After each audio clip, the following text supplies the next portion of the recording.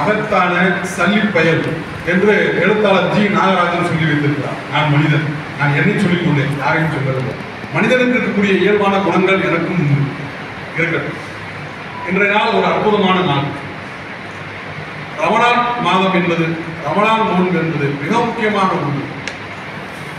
இஸ்லாமியுடைய மாத கணக்கெடுப்பில் 9வது மாதமாக வரக்கூடிய அந்த ரமலான் மாதத்தில் சொர்க்கத்தின் வாசல் திறக்கப்படுகிறது, நாம் செய்த பாவமெல்லாம் ஒழிகிறது என்று நபிகள் நாயகம் ஸல்லல்லாஹு அலைஹி வஸல்லம் அவர்கள் சொல்லி வைத்திருக்கிறார்.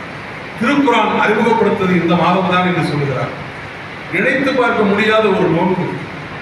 6:30 மணியிலிருந்து ஒரு அதிகாலையிலிருந்து சூரிய அஸ்தமனம் வரைக்கும் இருக்கிறோம். தண்ணீர் கூட குடிக்க முடியாத ஒரு முக்கியமாக என்றால் என்னால் நினைத்து கூட பார்க்க முடியும். என் அன்பு நண்பர் முத்துக்குமார் இருந்து விட்டார்.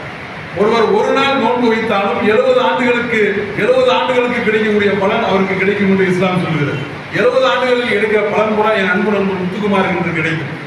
ஏனால் நினைத்து கூட பார்க்க முடியாத ஒரு விரதம்.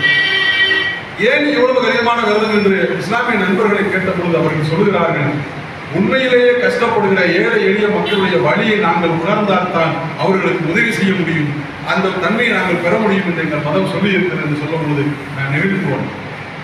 நபிகள் நாயகம் ஸல்லல்லாஹு அலைஹி வஸல்லம் அவரும் அப்படித்தான். மற்ற நாட்டு இறை தூதர்கள், மற்ற நாட்டு பெரிய மகான்கள் எல்லாம் மிகப்பெரிய பிரம்மாண்டமான உயர் உப்பரியில் இருந்தபோது சாதாரண மக்களை கூட எளிமையான வாழ்க்கை வாழ்ந்தவர் நபிகள் நாயகம் ஸல்லல்லாஹு அலைஹி வஸல்லம்.